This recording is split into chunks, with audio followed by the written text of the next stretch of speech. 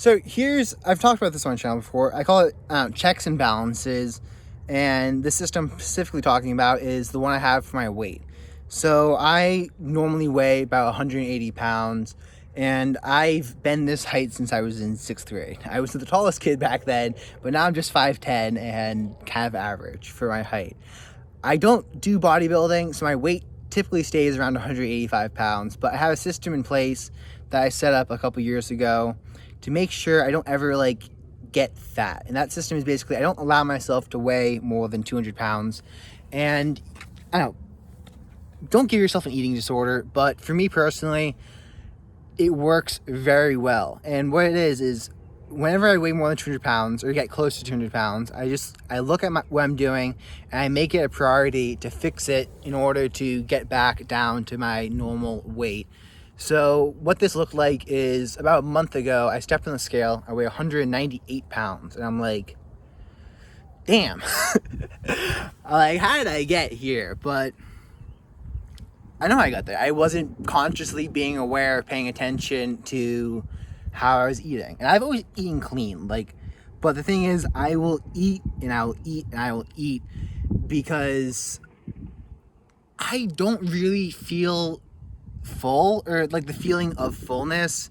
And I'm also a little iffy with the feeling of hunger. And what this stems from is for 2 years straight, I did 1 meal a day and 1 meal a day keto. And what that did for me is I forgot what the feeling of hunger felt like. And you can do that. You will, if you do 1 meal a day, 1 meal every 2 days, you will forget what hunger feels like because you just ignore that feeling, and you ignore that feeling, and you ignore that feeling. And then one day you wake up and you're like, hey dude, what does hunger feel like again? I really asked my brother that. I'm like, what does hunger feel like? And I don't know, but also doing that, eating 1 meal a day, eating 1 meal every 48 hours, it takes, you eat far past what you're comfortable eating at, and you just eat until you physically can't fit any food in you. And that's kind of the point where I can get to is if I don't just cut myself off and be like, okay, that's it for today, I will eat till I physically hurts to eat anymore. So the 3 changes I made was, the first thing is I cut my meal size smaller. And this is because I'm someone who will eat what's on my plate. If you give me a huge plate, I'll eat the whole thing. If you give me a small plate, I'll eat the small plate. But I will pretty much eat what's in front of me and I'll eat all of it. The second thing I did was at least right now I know what hunger feels like, but yeah, I say that kinda, because the reason why I put on, what's the difference, 13 pounds was because, that little empty, not insecure, but low dopamine feeling I was getting late at night. And it's kind of like the feeling you get when you're hungry and then when you eat, it goes away. Except when I ate, it didn't go away. And I'm not sure if it's just low dopamine because, I don't even know why I was feeling, but it's this low dopamine feeling. And your body kind of tells you, hey, if you eat, it'll go away. So I have an apple. Didn't go away. I have 2 apples. Doesn't go away. I eat a whole pineapple. Doesn't go away. Now I'm feeling really full and I have a bunch of glucose hitting my brain, and it's basically just my glucose will crash and then I'll want more glucose. So now I'm not even eating because I'm hungry. I'm eating to get sugar. And it just wound up with me putting on 13 pounds. So what I changed was when I started having that feeling, I told myself, good, it means I'm losing weight. And I just reframed it. I reframed that feeling of the low dopamine feeling into a happy one. I'm whenever I felt, I'm losing weight. It's when I quit smoking, that feeling of like wanting nicotine, I reframed it to whenever I felt that, I was like, good. This means like, what did I say? Whenever I felt but it's like, what you don't want to wind up creating is like having the craving and then withholding it from yourself, because allowing yourself to crave something and then withholding it, I'm going to use the nicotine example here, it causes the withdrawal symptoms and it causes headaches and it can cause a bunch of physical things. Like literally everything people attribute to nicotine withdrawal is literally just them craving something and not allowing themselves or not being able to consume it. Because I've quit nicotine and I use The Easy Way to Quit, which is basically a book by Alan Carr, and he just talks about how the actual chemical withdrawal feeling from nicotine is so insignificantly small, and the half-life of the actual chemical in the brain is a matter of a couple of hours. And I've gone a couple of hours without nicotine when I was using it, and I never felt any withdrawal feelings, but I always felt withdrawal feelings when I wanted nicotine, but I couldn't have nicotine. And I've had some of the worst headaches. I've had like full sinus congestion. My head felt horrible. My body ached. And then after reading his book, I quit, and I was kind of expecting to like feel like shit, and I just didn't. I didn't feel like crap because I wasn't allowing myself to get into the cycle of craving something. I wasn't like, I want this, but I can't have it. But I want it, but I can't have it. But I want it. I wasn't allowing myself to do that.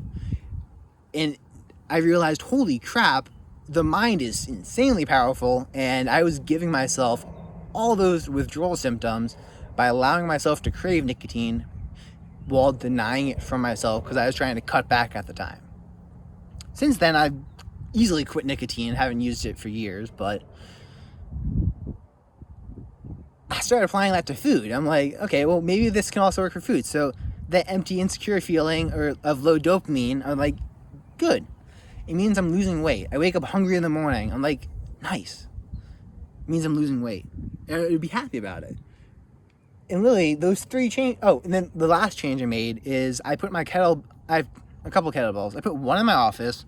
I put one in my bedroom. And I just do, depending on the weight, I do 60 to 80 kettlebell swings a day, a handful of push-ups, and then I go for a walk.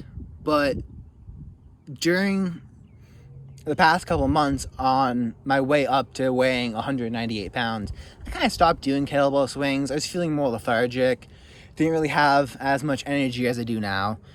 So I just didn't do it. But after getting back into it, like, working out gives, like, you feel so much more energized throughout the day having done like a simple workout. And the thing is, it takes a week or two to get back into it. So for a week or two, it's going to feel a little bad. You're not going to have that much energy. You're going to feel a little tired after your workouts. But then after that, you're going to be working out. You're going to feel amazing. Yeah. One last thing. How this whole thing started is I stopped paying attention to my weight when I was eating after wrestling. I think it was during COVID when I wasn't wrestling. And I got up to 210 pounds, and I was like, how the hell did this happen? Because for me, when I weighed 210 pounds, I felt tired. I felt bloated. I didn't really feel that good. I didn't look, or at least I looked fine, but I didn't think I looked that good. And I didn't have the energy to work out. I'm like, I want to make sure I never get here again. So I made this system. It's something to allow me to catch myself before I go too far, because it's kind of cold out here. You can become unconscious to your habits, unconscious to your eating, because there's just so many things to pay attention to. You got work, you got family, you got friends, you got a trip coming up, you got some big project. So I made this simple thing where it's like, I'm not going to pay attention to what I eat, really. I'm not going to pay attention to... I'm just going to let myself do what I want to do with that, but I'm going to weigh myself every week or so. And if I start getting up to I called it a little early because I didn't want to get all the way up to actually 200 pounds. But when I got up to 198 pounds, I was like, okay, now I need to focus. Now I need to actually pay attention to what I'm eating. Now I need to like start implementing systems, fixing my systems. And I haven't really actually had to do this like once or twice in the past 5 years. Normally I'm good, but sometimes if I'm like really stressed out, my weight will just go up, and I'm happy I have this system in place because I just catch it. I catch it early enough that I can fix it, and I can fix my systems.